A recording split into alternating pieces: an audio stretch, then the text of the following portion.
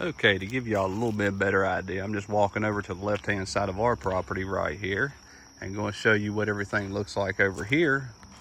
But like I said, ours was worse. I mean, it had vines, everything growing in it. There's some on the upper end I can show you also that it's on the right-hand side of it, give you a little bit better idea. You only see a few vines here and there. But this is a little bit of what I was dealing with, but I had to get all the bigger trees out too. So that was a lot. And it was roughly, I think, 300 foot wide is what I wound up clearing out of there. Briars, everything. There's a story behind those briars too. That was a good one. But yeah, there's a lot of it. I mean, any tree and every tree had to be gone because we had the bright idea to get our cousin to come up here. Don't ever do that, people. Oh, yeah, his cousin, he give you a break and everything. Yeah, I'm getting ready to show you what that ignorant person did. He wanted to charge us to get all the stumps out too. I think it was gonna be another $2,500 or $5,000, somewhere around there, between $2,500 and $5,000. I don't remember. That's why I'm telling you that price. But I think we paid him around $3,000 to do the work that he did with a dozer. So now I'm going to go show you that as soon as I get done walking down through here. Because I was mad. It took, the first day was de-stump day, okay? So basically, he de-stumped everything and put them all in a pile. I told him, that's when he was like, yeah, you want me to take all these out of here? I got a dump truck. I don't know what he was going to pick them up in. We got our tree getting ready to fall and went to cut down. We'll cut out the road later. And some of these sycamore trees were big. I mean, we had two giant ones out front. These ain't nothing compared to these. But one of them's actually still in a creek. I have to show you all that one here later. But there is more of the mess that you all get to see what I had to do by myself. We're talking moving them all out. He done all those stumps. I'm gonna walk back over this way. He done all them stumps and piled them all up down here where the garage is now. Now, remind you, none of that on the right-hand side of the road was what we're having done. Just where Mom's place is. So that's what we're heading to right now. Let's go on up there and I'll give you all a better view. And another idea is this road looked nothing like this. Yes, I need to do a little bit more work to it, but I hauled all the gravel in for this road. There was some major holes in this road. I mean, you ain't gonna drive no two-wheel drive up here during certain times to get through here. It better be dry. But it was pretty crappy. The neighbors did not do nothing to this road. All right, let's get up here to the house. And even the road up through here. I mean, it was a disaster.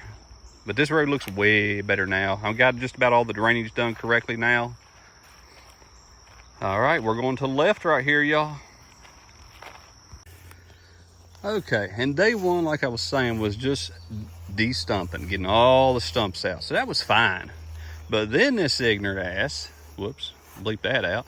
But our cousin made a spot big enough to put a trailer right here, okay? He cut out maybe about 2 more foot to the left, but I mean, it was wide enough to put a 14-foot trailer, and it was longer, but barely long enough to put a 14-foot trailer. I was pissed. He thought he was done. I told him to make it wide as possible. Told him to roll this bank out and roll it down. Which is probably a good idea. He cut it like that because he cut way deeper into it than what I was telling him to. I did not want him to cut that far into it. So we had that flat and I was mad. I said, what are you doing? You know, I was pissed, okay? And so we're gonna walk down here out front, show y'all what he did. I mean, there wasn't no room for none. I couldn't even put a ditch out back, which I still can't other than we dug one by hand, but that kind of sucked. And let's go out front. We actually came out to the side, but that's okay. So you see the 14-foot trailer sitting right there. You got about an 8-foot porch sticking out, and then we have the septic tank and everything over here in the front.